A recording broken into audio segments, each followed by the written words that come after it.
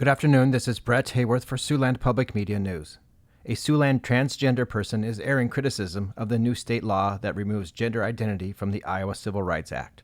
The law taking effect on July 1st will end state anti-discrimination protections for transgender people in housing, employment, public accommodations, and more.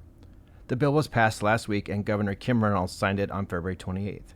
Max Papasil, a transgender man who is studying at Morningside University, said Reynolds is trying to ingratiate herself with President Donald Trump by punching down on a marginalized group.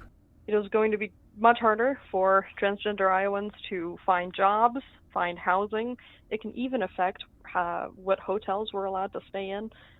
Reynolds said the law is needed to prevent courts from overturning Iowa's other laws that restrict transgender rights in school bathrooms and sports teams.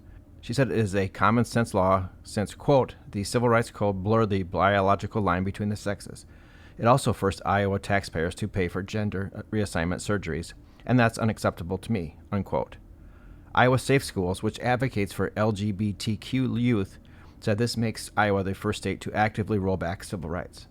Additionally, it appears the railway bridge that collapsed into a Sioux City River after historic flooding last summer will be replaced by this July.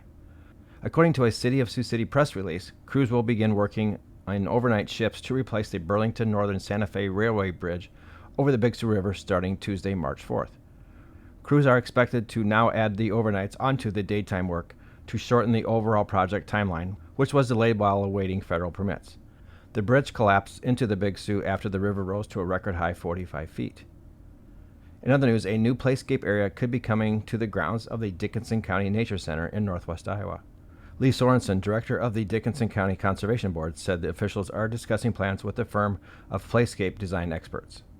As originally reported by Explorer Okoboji News, the new playscape is estimated to cost just over $2 million, and about $400,000 is already pinpointed to pay for it.